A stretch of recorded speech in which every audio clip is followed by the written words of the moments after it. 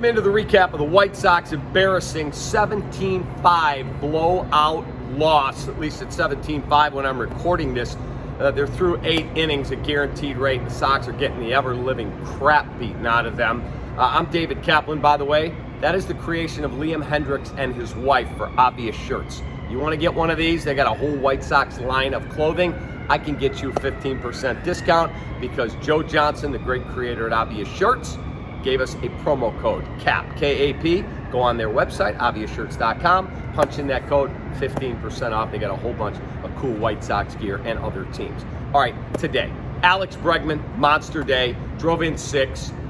Houston's great, I get it, they're the best team in the American League. But at the start of the year, if you had to put the rotation together, would you not have had Lucas Giolito at the top? Start of the year, not now, obviously. Well, now he's behind Dylan Cease. He's behind Michael Kopech. He's probably right there with Lance Lynn, who both have had seasons up and down. Lynn wasn't healthy. Giolito was on the COVID list for a bit back in May.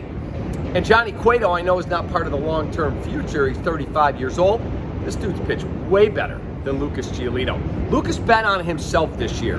Lucas was offered a 4-year deal for $50 million and said, no thank you, I'm going to bet on myself. I'm worth more money. Well, when you do that, you can't have an ERA north of 5, and you can't pitch in one of the biggest games to date of the season as you're trying to catch Cleveland, and you know you're going to Cleveland. You've won 2 of the first 3 in the series against the Astros. You need your starter to show up. 3 innings, 85 pitches, 7 runs all earned. Awful, awful, awful, awful. Just speaking facts. I like the dude. I think he's got great stuff. He's been an all-star already in his career, but this year, he's been horrible. You can't rely on him, and that's the problem.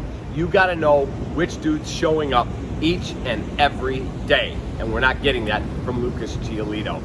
The offense wasn't great today. He did get a 3-run homer out of Moncada, who's been good all week long, had the game-winning hit in the first 2 games in this series. But again, when you're getting pounded, you're down 10-0, it's hard to get your offense going. You got the 3-run home run. They were able to scratch out a couple more runs. But this thing was over early. 10-0. You look up, you're like, well, this game's over. So they get on that jet tonight. You got to flush this game and get to Cleveland. You got to find a way to take the series from the Guardians. Sure, you'd love to sweep. Just don't go in there and get your head kicked in and look up and go, wow, they were off today. They're resting at home. White Sox lose to the Astros. So all of a sudden, you're 3 back, I believe, in the division. And now, if you don't win this series, you're 4 games back, or if you get swept, you're 6 games back. You got to go in there with the right mindset. Team meetings and leadership committees aside, you got to find a way to win this weekend and play really well and take that series. All right? Lucas Giolito has to be a whole lot better. Have a great rest of your night. Enjoy the night with no baseball. I'll have a Bears recap coming up tonight after the Bears game. Take that.